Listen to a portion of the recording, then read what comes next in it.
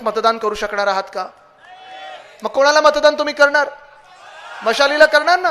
कारण आपण ठरवलेलं आहे, दोन महत्वाच्या गोष्टी तरुणांसाठी ठरवलेल्या आहेत. उद्धव साहेबांचा शब्द आहे, जसं ह्या राज्यामध्ये मुलींसाठी शिक्षण मोफत आहे तसंच मुलांसाठी देखील शिक्षण आपण मोफत करणार, म्हणजे करणार. KG to PG मोफत करणार. कारण शिक्षण हे खूप महत्वाची गोष्ट आहे आजच्या जमान्यामध्ये. शिकला नाहीत तर असतं ना ते रिक्षावर लिहिलं, मुलगी शिकली प्रगती झाली. पण आज शिकला नाहीत तर कुठे ना कुठेतरी अडचण येते. शिकला नाहीत तर मोठ्या जॉब्स नाही मिळणार. शिकला नाहीत तर जगात काय चाललंय हे कळणार नाही. मी असं नाही सांगत की अशिक्षित राहिलं तर काही मागे राहाल, पण जे नवीन उद्योग येत आहेत, जे नवीन रोजगारच्या संधी येत आहेत, त्याच्यात तुम्हाला काहीतरी एक डिग्री लागते, शिक्षण लागतं. आणि तसंच दुसरी एक गोष्ट सर्वात महत्वाची, आज जसं मी पाहतोय शेतकरी आत्महत्या वाढत चालल्या, तसं बेरोजगार तरुण देखील हैराण झालेले आहेत, त्रस्त झालेले आहेत. जायचं कुठे हे मला माहित नाही. ह्या बेरोजगार तरुणांसाठी, प्रत्येक बेरोजगार तरुणांसाठी आपण 2 वर्षासाठी प्रत्येक महिन्याला 4,000 रुपये बेरोजगारी भत्ता ह्या महाराष्ट्रात देणार, सुरू करणार. आपण करायलाच लागणार. तुम्ही विचारणार हे काय, हे ना 4,000 कशासाठी? अहो, एका बाजूला जे 40 चोर, 40 गद्दार 50 खोके खातायत, अदानी मुंबई खायला निघालेत, गिळायला निघालेत, ज्याच्यातून 1 लाख कोटी त्यांना मिळणार आहेत, तर माझ्या तरुण मुला मुलींसाठी 4,000 रुपये काही जास्ती झाले का? पण ही पंचसूत्री मधली आपली दुसरी मोठी गोष्ट आहे. जसं शेतकऱ्यांना 3 लाखापर्यंत कर्ज आपण माफ करणार, कर्ज मुक्त करणार आहोत, तसं तरुणांना, बेरोजगार तरुण तरुणींना आपण प्रत्येक महिन्याला 4,000 रुपये बेरोजगारीचा भत्ता. मधली गोष्ट म्हणजे महिलांसाठी आहे. महिला या समाजातल्या आधार आहेत, कणा आहेत. जसं महिला घर चालवतात तसं महिला समाज देखील चालवत असतात. आणि ह्याच महिलांना आपण गेल्या काही दिवसांमध्ये पाहिलेलं आहे, फसवी योजना एक आणलेली आहे. कितीची आणली हो फसवी योजना? लाडकी बहीणची 1500, बरोबर आहे. आता तुम्हाला दाखवतो भाजप कसा मोठा जादूगार आहे. विचार करा, तुम्ही 2014 मध्ये आहात, 10 वर्षापूर्वीच्या, आणि 150 रुपयाचा चेक देखील काढून महिलांना देतील. आहेत ना शेतकरी बांधवांना इथे मिळाले असतील 60 रुपयाचा चेक, कधी नुकसान भरपाई मधून, कधी 50 रुपयाचा चेक मिळाला.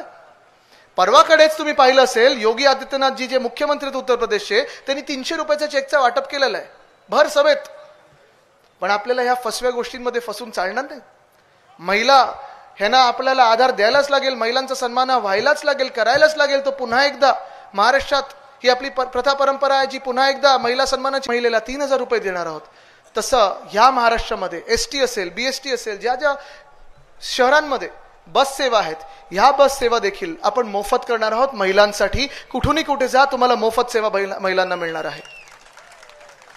पंचसूत्री मधली जी चौथी मोठी घोषणा आहे ती हीच आहे की महाराष्ट्रातल्या प्रत्येक नागरिकाला आपण 25 लाखापर्यंतची कॅशलेस ट्रीटमेंट देणार आहोत, औषधं मोफत करून देणार आहोत. कोविडच्या काळात आपल्याला आठवतं, मग डॉक्टर्स असतील, रेसिडेंट डॉक्टर्स असतील, अंगणवाडी सेविका असतील, आशा वर्कर्स असतील, नर्सेस असतील, ह्या सगळ्या लोकांनी मिळून आपली जी सेवा केलेली आहे, त्यावेळीचं तुम्ही आरोग्य सेटअप काय होतं बघा. आरोग्य केंद्र कशी असायची, बेड किती वाढवले, ऑक्सिजनची उपलब्धता किती वाढवली, कुठे कुठे एक्सरे मिळत होता आपल्याला. पण आज ह्या महाराष्ट्रामध्ये कुठच्याही मोठ्या शहरात जा, मुंबई महानगरपालिका असेल की कुठेही असेल, 2 वर्षात एकनाथ शिंदेच्या भ्रष्टाचारी सरकारमुळे, राजवटीमुळे एक्सरेला एक ना महाराष्ट्राला पुढे नेत असताना भाजप पुन्हा एकदा येऊन विष पेरण्याचं काम करणार आहे. भाजप तुमच्यामध्ये येऊन हे जी एकता मला इथे दिसते, महाराष्ट्र धर्म मला जो दिसतोय, इथे फूट पाडण्याचा प्रयत्न करणार आहे.